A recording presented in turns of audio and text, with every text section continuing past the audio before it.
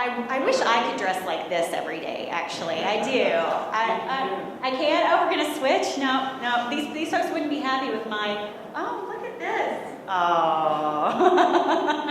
It doesn't really go with my outfit. It doesn't go with my outfit. I don't know. If we could get a purple one, maybe next time. Are there smoke detectors in here? Because we have smoke. Oh, yeah. Well, let's it's just actually, the question would be, are there turning sprinklers? Well, that was the next step after it detects the smoke. It was just a little burn off, so hopefully it'll go away. Smells like sugar. All right. Well, welcome everyone. This is our Baking with Fine Chocolate class today, and we've got two fabulous pastry chefs up here, and I'm going to do a real quick introduction of them both before we kick off. Derek, who was just trying his apron on me, is pastry chef for French chocolate maker Valrhona, USA. And Derek teaches and conducts demonstrations in restaurants, hotels, and culinary schools throughout the U.S. and Canada. He develops recipes, teaches master classes for international pastry chefs who travel to Valrhona's famed École du Grand Chocolat, which you heard a little bit about in the last class, and we heard the news that we're getting one in the U.S. Oh, did they tell you that? They did. They said it out loud. It's a secret, though. It slipped out. Okay? It wasn't supposed to. It's a secret. And that is located in the wine region of France's Rhone Valley. So I don't know. I kind of like the idea of that. I mean, one in the U.S. is great, but if you can travel to the Rhone Valley to take some chocolate classes, why not? Derek advises teams and represents the U.S. and Canada in world pastry competitions. He's a native of Vancouver, and he currently makes his home in Arizona. Welcome, Derek. Thank you. All right. And then Zach Townsend, who you might have heard talk in our last session. Zach is an expert at creating luxurious French-style desserts. He's the owner of Pure Chocolate Desserts by Zach and specializes in private events, chocolate tasting, and baking courses across Dallas-Fort Worth. Zach does recipe design, and he is a writer and contributor to many publications. He is also a culinary translator from French to English, and his translations have appeared in Wine Enthusiast magazine. His latest work is the book La Russe on Cooking. Well, I've got another one that's coming out. Oh, tell us. This one is called Nature's Table, Refined Recipes from an Alpine Chalet. Coming out in March of next year. March of next year. Can't wait. But La Russe on Cooking is a great book. Yes, and he did all the translations, so got quite experience up here on the stage. He's a member of the International Association of Culinary Professionals, the Fine Chocolate Industry Association, and the American Translators Association. Welcome, Zach. Thank you. And we have caramel. Perfect. Yeah.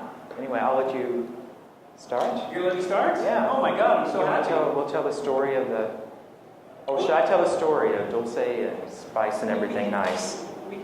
We'll get into that later. First Okay. of all, so are you guys, anybody work in hotels, restaurants, you all kind of just lovers of chocolate? Lovers of chocolate. You guys ever heard of Valrhona? Yes. What do you know about Valrhona? It's really Well, thank you. And it's French, yes. Valrhona is actually a very, very interesting little company. And I say little because most of our competitors are actually quite large. One in specific, their annual production last year was 1,400,000 tons. Our annual production last year was a little over 10,000. This is really interesting because it allows us to work directly with plantations. We do not do anything with the commodity market. All of our relationships are done through direct relationships with plantations, which is also interesting for us because we can be a little bit more picky with the cocoa beans that we're actually getting. And in certain instances, we can actually influence the fermentation time and the drying time of the cocoa beans, which, as you guys maybe know, this is probably the two most important steps in chocolate. Have you ever heard of a chocolate called Manjari by Valrhona? Yeah? Beautiful, beautiful chocolate from Madagascar. Typically, beans from Madagascar are a little bit more acidic than other beans. If you have had Manjari, it is very acidic. One of my favorite. And we found that we were able to accent that acidity through a little bit longer fermentation. And because we have a great relationship with this plantation, they allow us to do this. Commodity chocolates, half the time you're getting something you have no idea where it comes from, or even how it was made or treated. For example, I think a great quote by Forrest Gump, life is like a box of chocolates, you don't know what you're going to get. In times of commodity, you have no idea what you're going to get. Sorry, Tom, if I screwed that. We're not on camera here. Sorry, Tom, if I screwed that up. I'm not sure what it was exactly. Anyhow, yes, Valrhona is a beautiful little company. As she said, in the south of France. We are in a little town called Pastry. And honestly, the only thing there is we have 2 wineries, which are up in the mountains. Poirier, and then Valrhona. And then on the other side of the river is Ardèche, and there's lots of goats. So that's about it, really. Goats? Goats. Goats. It's a very big goat cheese area, actually. A lot of the famous French goat cheese goes by. And a lot of fruit trees, too. If you guys are familiar with companies like Pastry or Valrhona, all of those guys have factories in this area. It's a beautiful, beautiful area. And the farmers are happy to drink wine, lots of goats. Okay. On that note, yes, I'm the corporate chef for North America. My job is kind of interesting. I essentially support our customers. So if anybody has any issues or problems, I help them with this. I also do training and teaching stuff with our customers, for example, demos and classes. I've had the recent pleasure of meeting now one of my good friends, Zach Townsend. And we had the opportunity to sit down together. And actually, Zach had a great idea from an inspiration dessert that he had. I think it was a It was actually a drink that I had in Europe about 12 years ago in Paris at the Hotel Intercontinental. And the flavor combinations in a dessert that I do called Savoy was an inspiration from that hot drink that I had. And I brought it back with me, I think maybe about 12 years ago. And I kept working on the concept of turning that drink into a cake. So eventually, I kept playing around with different combinations. So eventually I did create that. So when Derek and I talked, we talked about maybe using that dessert as inspiration for what we're doing today, using those flavor combinations from my cake Savoy to create the dessert that we have up here. What was really interesting is one of the items that Zach, or the chocolate that he used in dessert, was actually caramelized white chocolate. You guys ever heard of this? You can actually, not all brands, it doesn't work with all brands, but it works with our chocolate bean bar because the cocoa butter level is quite high. In fact, that's when the design of my cake. 99% of the chocolate that I use is Valrhona. I maybe leave 1% open.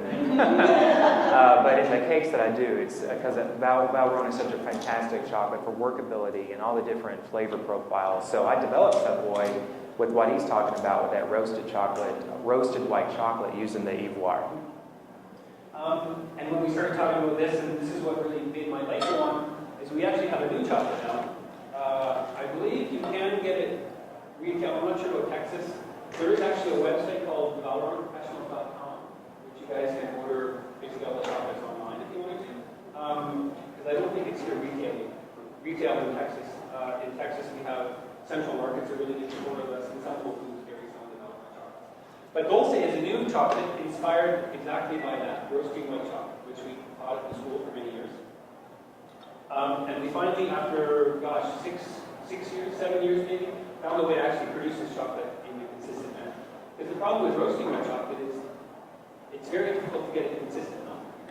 It is, yeah, right. Grainy. Yeah, exactly. It can be a little bit grainy, and then just knowing exactly where you took it the last time to take it to that same, extent again. Are you a little bit too light, a little bit too dark than last time? So the consistency is difficult with roasting white chocolate.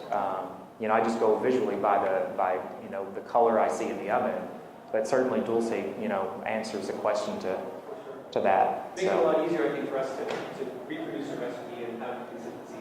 And also just try to keep it milk tempered, whatever. It's a beautiful product. But it's kind of a secret. I probably have to kill you all. There's the death penalty in Texas. So I'm going to avoid that whole thing altogether. But it's actually a special milk powder that we have found. Essentially, it's a whole milk powder. And we actually do it in the concha machine. So it's like a hotter temperature, a little bit longer time in the concha machine. Very, very interesting product. You guys get to try the dessert later.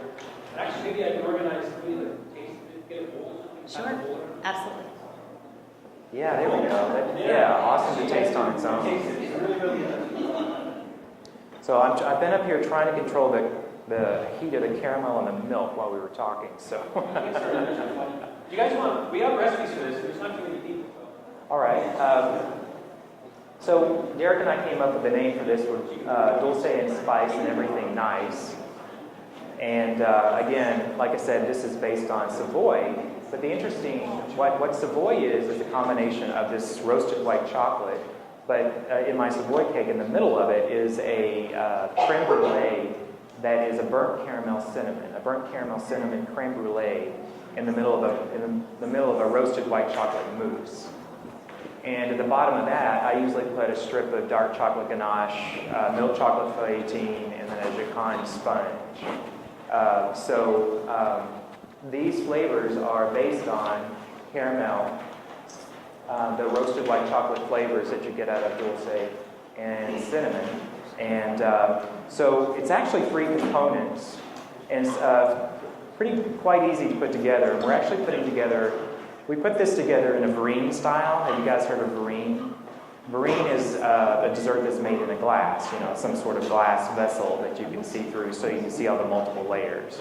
So that's what we've done today. The sample that you'll be having is in a verrine. And verrines are, in terms of just working with, are rather easy because you're just piping and layering inside of a glass. So what we're going to be doing is starting with the caramel panna cotta on the bottom. And then on top of that, we'll put in the dulce light mousse. And then on top of that, we have the cinnamon streusel. The cinnamon streusel is acting as the cinnamon flavor for my creme brulee, obviously. And so it's 3 rather simple, not very lengthy recipes to put together. But it does require paying attention, some specific attention to what you're doing, especially when making caramel. I know you guys can't see this, but what I've done here is the recipe starts with just heating the milk and then making the caramel with sugar that we're melting in this saucepan. How many of you guys have melted sugar into caramel? Have you tried that before? Yeah. All you have to do is set it in a saucepan dry and then pay close attention to it. Eventually it's just going to melt into a beautiful caramel. And then what we do with the hot milk, we want the milk to be hot obviously because we don't want to pour cold milk into extremely hot. Because caramel is extraordinarily hot. Don't ever get it on you. But we're just pouring that directly into the caramel. Now the point about the caramel is to make sure that you take it hot enough. Dark enough, right? Don't get it too light. It was like a light caramel flavor. Once you put all the other components in it, once you pour the milk in, once you pour the cream in, and then layer it with the other elements, you're not going to get enough of a caramel flavor coming through. So make sure you get it really dark in color, very, very, and it will start to foam whenever the sugar will start to melt, and then it will just gradually go through these lighter colors. Now, when I burn caramel, you can actually burn caramel to black, and it's called blackjack. But just prior to that, it kind of turns a mahogany color. And when I'm making the caramel for my Savoy cake, that's what I'm looking for, is a mahogany color. Now let me get this, the milk is hot. I'm going to get this caramel, make sure it's good and hot inside here, because I've been taking it off the heat. I didn't want it to go too dark while we were talking. I'm just going to heat this back up. So, and there are no sprinklers in here. Have we verified that? Oh, we can see. Okay. Okay. Because what happens when you pour, the thing that's you have to pay very close attention to is when you pour hot milk, or sometimes you can do it with cream. You can make a really nice caramel with cream and butter, just like a caramel sauce. Is it's going to be kind of want to violently erupt. So you have to pour it in slowly. This is a little, I wanted this to be smoother, but this temperature fluctuation, that's fine. Oh, that's perfect, Chef. I'll try it. So I'm just going to pour in a little bit.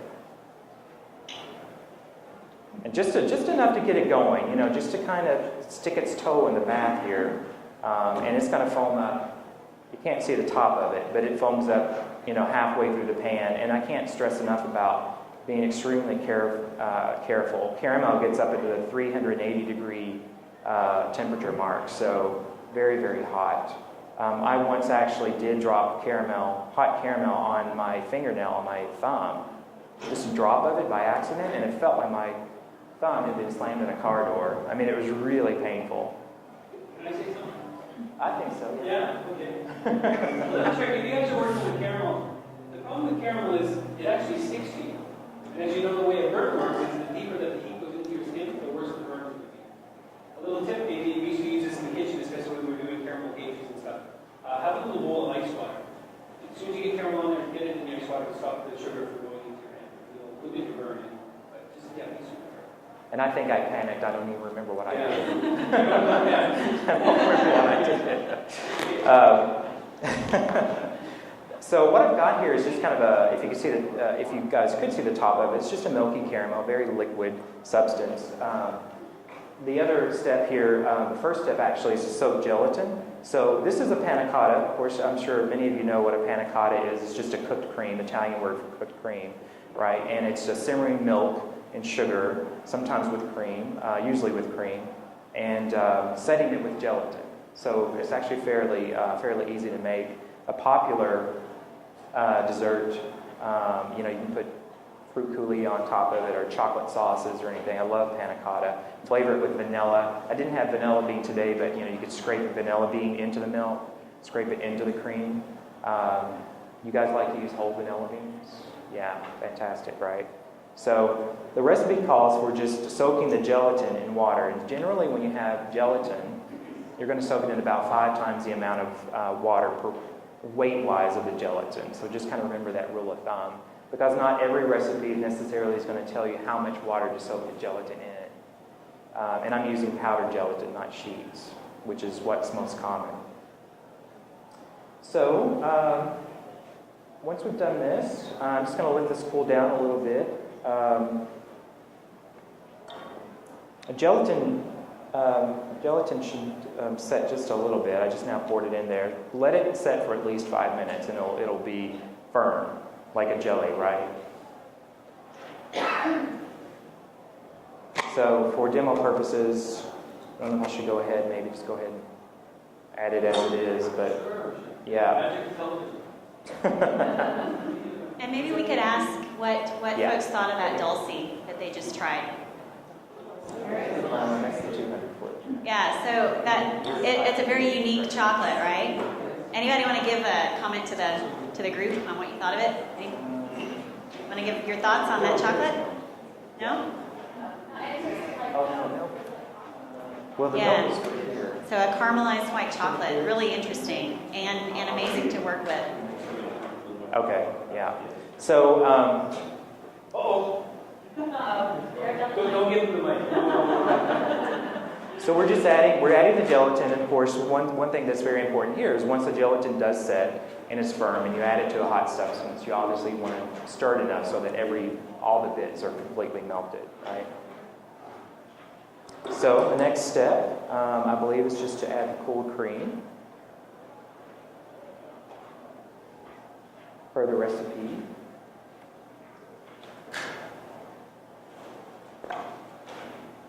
Have you guys made panna cotta before? Anyone? Yeah.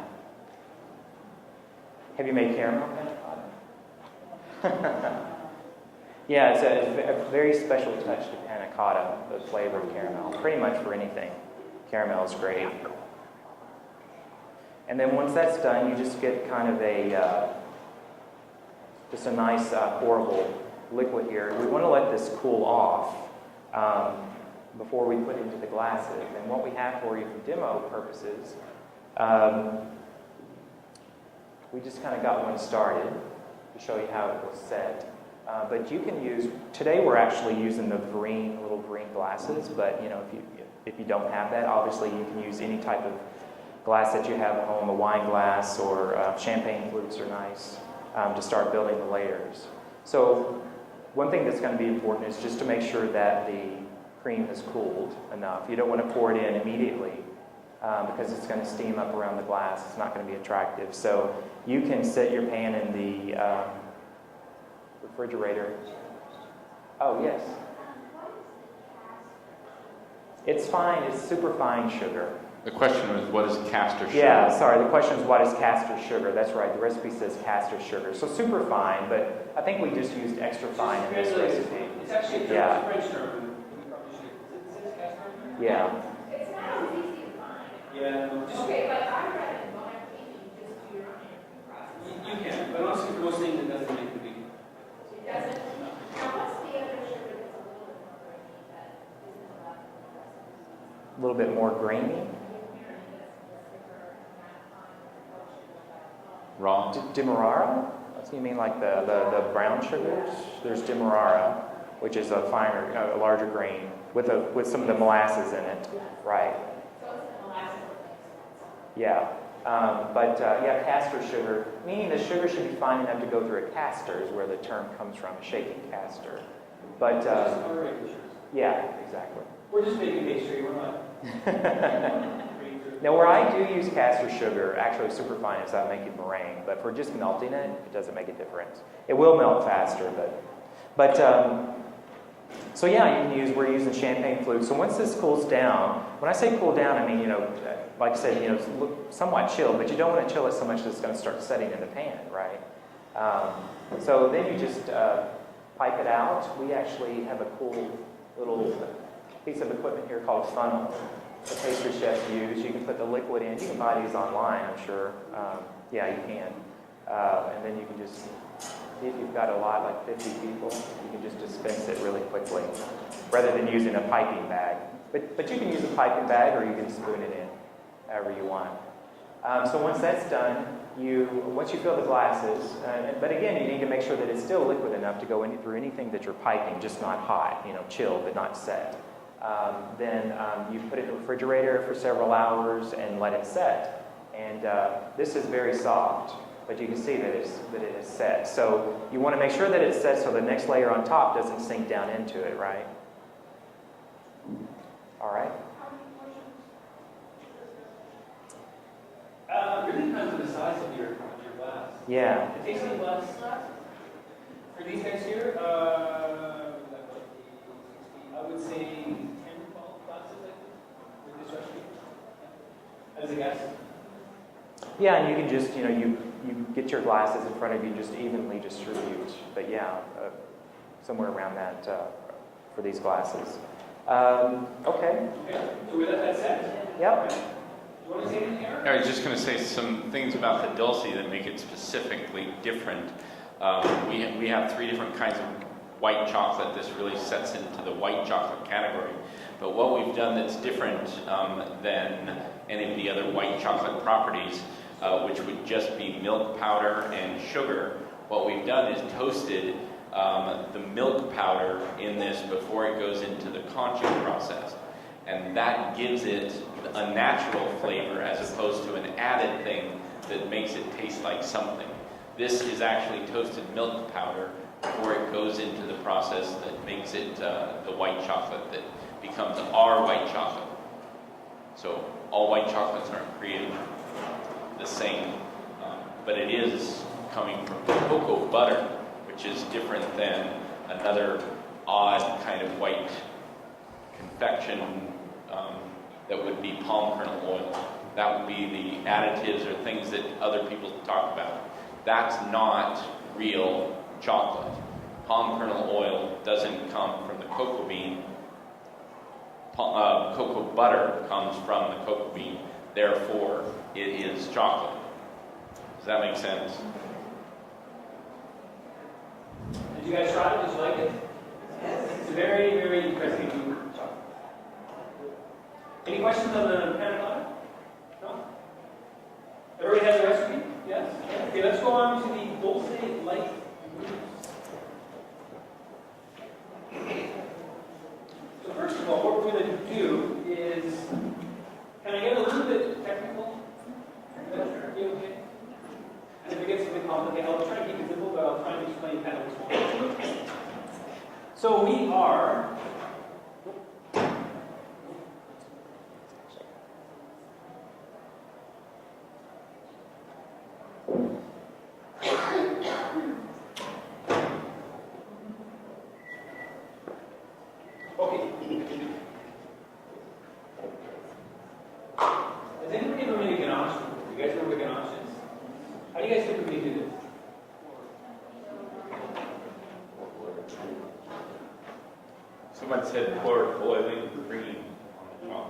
Okay, so we have Poirier cream over chopped chocolate.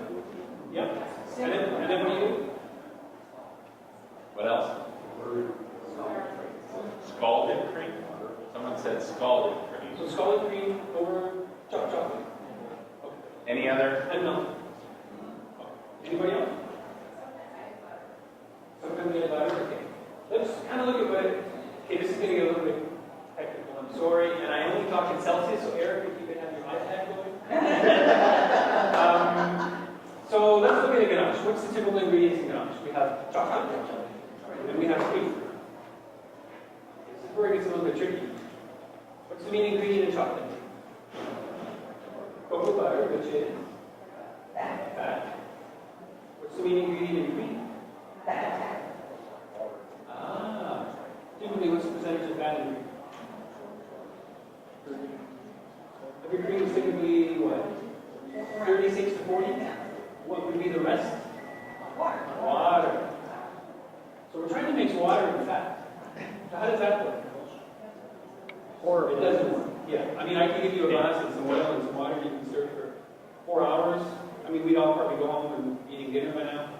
It would still not work. So this is kind of what happens in a ganache. This is why people have problems. We need to get water to mix with fat. The only way that we can do this is by what we call an emulsion. You guys are all familiar with emulsion, I'm sure. You've heard of mayonnaise. Have you ever made mayonnaise? Anybody know how to make mayonnaise? So typically you take your oil. A little bit different technique, but same idea. You take your oil and you add it to your egg yolks. You dump it in all at once? No. What do you... I got a Harley revving in my pocket. I'm sorry. What do? You add it in slowly. What happens if you add it in all at once? It breaks. So this is basically what's happening in ganache. So what we recommend at Valrhona at the school, and what we teach at the school, is to do a proper emulsion. We recommend actually melting your chocolate. Because if you think about it, a mayonnaise is made with oil. Room temperature oil is liquid. At room temperature, cocoa butter is solid. Makes it a little bit easier for us if we have liquid. So melt your chocolate. And then we're going to have our cream. As you said before, scalding is fine. You don't necessarily need to boil it. You can boil it if you want to. It's not a big deal. Kind of the important thing here. Are you ready? So there's a number that we talk about, and it's called the fusion point of cocoa butter. Now, fusion point isn't necessarily. First of all, fusion point is basically where crystals in the cocoa butter are starting to crystallize, starting to set. Now, it's not necessarily the good ones. If you guys know how to temper chocolate, the good ones kind of kick in around 27, 28, 27. But some of the crystals are starting to set at 35. Okay? So we need to keep our chocolate hotter than 35 to guarantee that everything is melted. And 35 Celsius is? 95 degrees. What he was talking about earlier is at 80 degrees, some of them start to hook on. 95 degrees is heat right there. So we need to make sure that our chocolate is above 95 degrees. Here. And what he's talking about are the 6 beta crystals in order for chocolate to work and set up. Exactly. You guys use thermometers when you move chocolate? Very, very important. Basically, this is the only way that we can control chocolate. And what we're controlling in chocolate is the cocoa butter. And it applies basically to dark milk and white. Temperatures change a little bit as far as melting temperatures, but the fusion point is always the same because it's always the same. Okay. Get a thermometer. In competition, we use lasers quite often because it's instant. The problem with the laser is it only really takes surface temperature. So make sure you stir your chocolate up really well. If you want to get something ideal, get a good probe one. Something that, I don't know, do you have Sur La Table? Yes, we do. Something at Sur La Table, they might have okay, but usually they're kind of cheap. And in the kitchen anyhow, you probably go through one of those every couple of days. So it's better, I mean, you get what you pay. The Sur La Table rank. Yeah, exactly. You know, spend $100 maybe the last year. I've had the one I've had for 6 years. It's German and it was more than $100, but I've had it for 6 years. Yeah, No, I have actually I have one that's from Germany. It's from a company called Ebro. It's actually what we use at the school.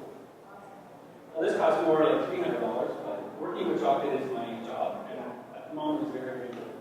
Yeah, never skimmed price-wise on a thermometer. Yeah. 6 years. You probably spend $300 on those little $25 ones. Especially if you do it. So we're going to have our chocolate melted. We're above the fusion point, which is 95 degrees Fahrenheit. We have our hot melt. We're going to dump it in all at once. You have to say anything. Are you listening? Dump it in all at once? Oh, no. What do we do? Slow? Oh, we're going to add a little bit. If I screw up next time, it's your fault, okay? So we're going to add a little bit of the chocolate in. And honestly, I'm going to do this slowly by hand, just to kind of show you a couple things here. But you can easily use a hand blender to do the purpose, which I'm going to use at the end, and I'll explain why. Or you can use a robocook. Just put your chocolate in the robocook, the cream, and do the same process. Robocook works really well. Let me see if I can just do something. So you guys think of this? That's a pretty. You're laughing. What are you laughing for? I'm a professional. What do you guys think of this? Not so good. Looks kind of funky. Looks like mud. Yeah. You know, actually, this is kind of a good sign. It's funny because at the school we do hands-on classes quite often. It's, you know, we have 4 tables typically. We have at least 12 students in there, 3 per table. So we'll do kind of a little speech that I did. It's a little more in depth. And then they go back to their workstations and they start making their ganache. And then this starts to happen. And you can see some of them kind of go into the garbage. Hide this before chef sees it. But actually, this is a good sign. Does anybody know what's happening here? Crystals, yeah, not so much. It's something else. Remember, we're trying to mix water and fat, and we're trying to get emulsion. What needs to happen is we need to have enough water for it to hydrate the fat part. So basically, what's happening is we don't have enough water. Okay. So don't panic. Again, with the caramel, ice water, don't panic. A little bit more water, cream. And I made a pretty big mess here. I might have to go to the machine.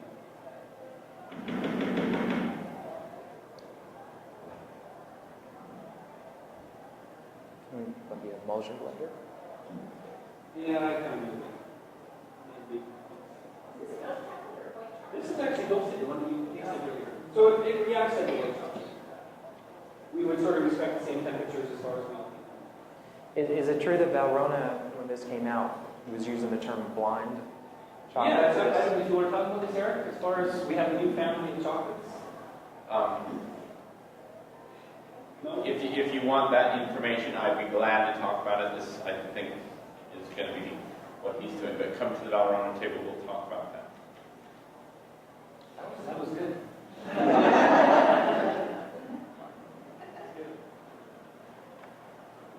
Okay. Now guys, what do you think? This looks a little bit more like a ganache. Yeah? So once we get the proper hydration, then we can start to get the proper emulsion. Okay? Very, very important. So once we have the emulsion, we can add the rest of the cream. Or once we have the proper emulsion, we can add the rest of the cream. Do you guys like the flavor? What do you think? Yeah. Yeah. Question. You don't need to start handling. I'm sorry? So I take it from watching that you don't need to start handling. And actually, you need to stir with quite a bit of force. Yeah. To get a proper emulsion, we're almost forcing those two things to mix. That's why a machine works really well. I'll explain in a second. Or when you're doing it with a spatula like I did before, I would have added more water to start with, and it would have split so bad. But you're almost forcing the inside of the bowl. No, you can't. I love to use a food processor to bring a ganache together, or an immersion blender. So obviously that is a very quick process there. The food processor can bring it together very well. Now we're going to finish with the food processor, or hand blender. Even if you do it by hand, which you don't need to, I did it just to show you the splitting and showing you it was okay. Always use some sort of machine to finish. This is where it gets a little bit more interesting. Okay, so we talked about fusion point, 95 degrees Fahrenheit. I'm going to screen this up. You got your calculator? Yeah. Do you guys know what body temperature is? 25. 37.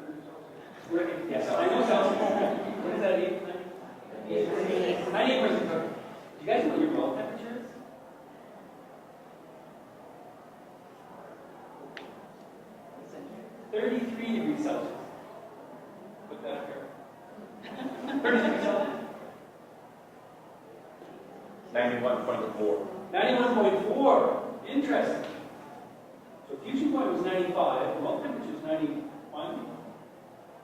91.4. 91.4. Okay.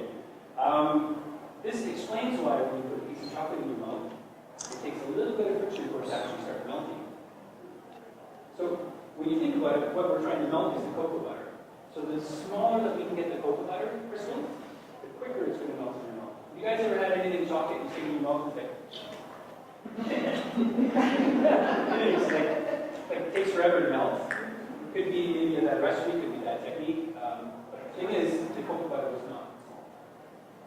It's very, very. I didn't like it easy. So I'm just going to finish this off. Notice what you didn't see because we don't have a camera, but he has to make sure that it goes all the way in and doesn't allow air to start getting in. Exactly. That's very important. Well, we're making a mousse, so the air isn't a big deal. It's really folded in between after. But when you're making a ganache or something, where you're looking for something with shelf life, yeah, air is kind of going around. And you've heard of burping the blender during that. Like you put the blender down in the chocolate, you do it back, tilt it a little bit, and keep it tilted. But burping it is if there's an air bubble underneath it, you know, the air bubble will come out, and then you can start the blender. But just, keeping it tilted. And also, like you said, keeping the head of the blender down in the chocolate at all times. Okay, then, so I'm taking up too much time. That's all right. You guys She's our timekeeper. Oh, we got 5 minutes? I got 15. Really? Okay, let's do this quick. So we did our emulsion with the milk. Gelatin was in the milk. We blew it just like we did with the pan product. We made our emulsion with the dulce. We're going to whip up a little bit of cream. Oh, that's noisy. Yeah, the 6-quart is. Does anybody have the 6-quart KitchenAid? I find it very noisy. Yeah. That's your typical kitchen. I'm sure, but. Yeah.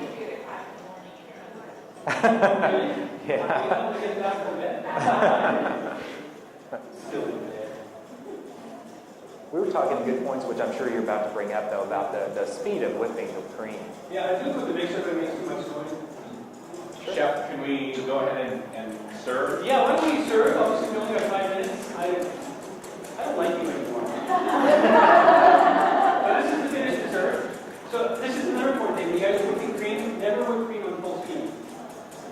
On a KitchenAid, usually their numbers are around 6. You always want to whip up whipped cream, egg whites, whole eggs, to make sponges. Kind of medium speed, because what we're doing is we're whipping in air. The faster we whip in air, the larger the bubble structure is going to be inside of the product. And when it comes time to actually fold it into something, it's going to blast that much quicker. It's going to take a little bit longer medium speed, but the structure you have inside the whipped cream, the egg whites are much, much more strong.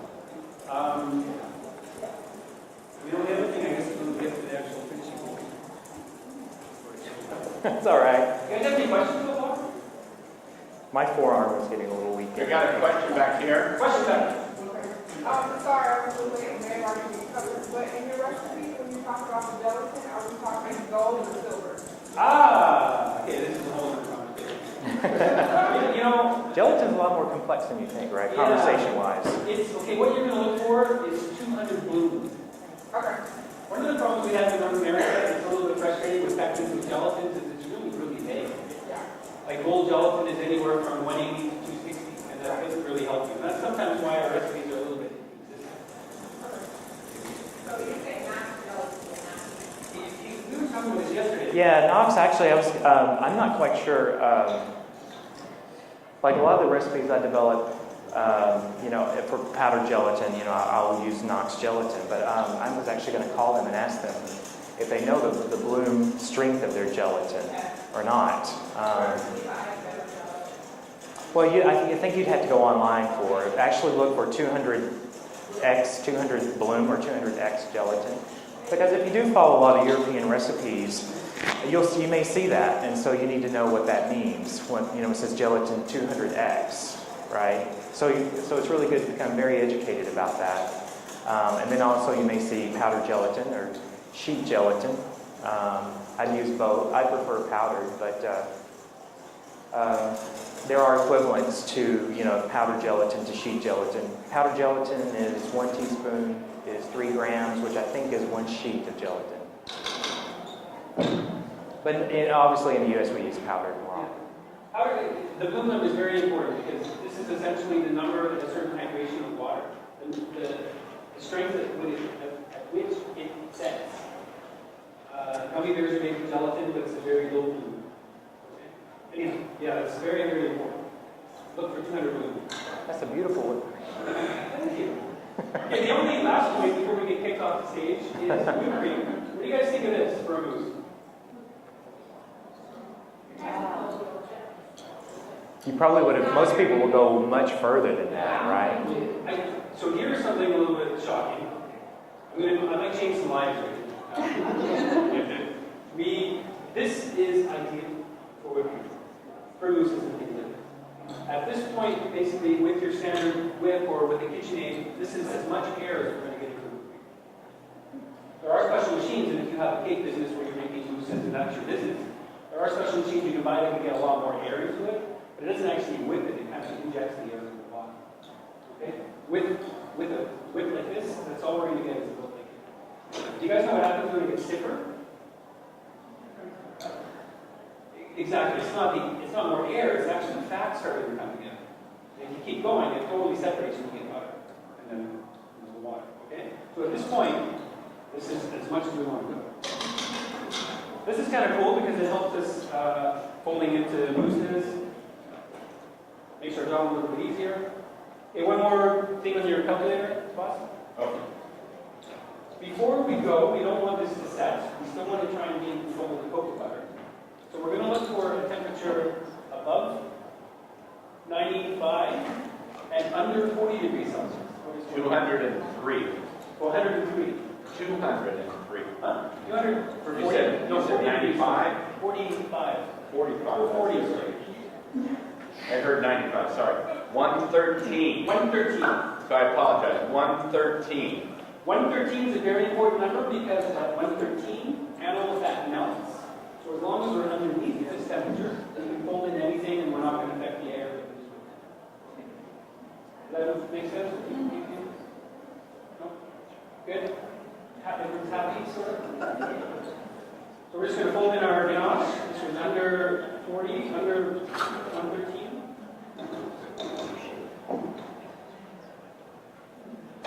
Then we're going to fold this in.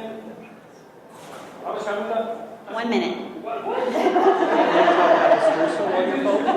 Yeah, the streusel is actually very easy to make, as you can see by the recipe. Streusel, do you know the difference between a streusel and a strudel, by the way? That's important to keep straight, right? Streusel, to use the correct terminology, right? Streusel is the crumb topping, strudel is the pastry with the filling, right? So this is a streusel, and basically you're just mixing those dry ingredients together and then cutting in the butter. One thing that's very important about when making that streusel is make sure that the butter's very cold.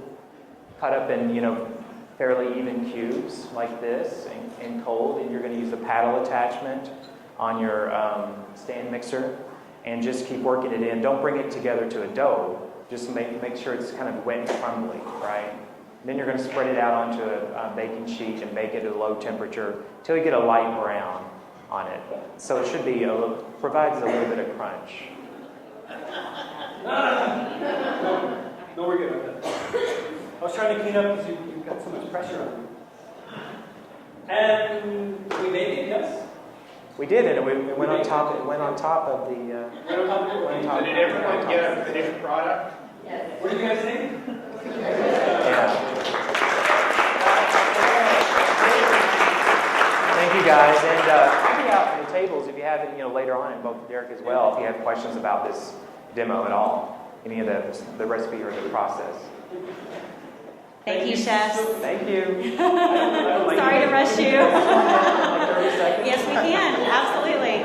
Thanks, everybody. Our next session is with the chocolate makers. We're talking about what makes chocolate good. It's the bean to bar makers who will be up here on the stage.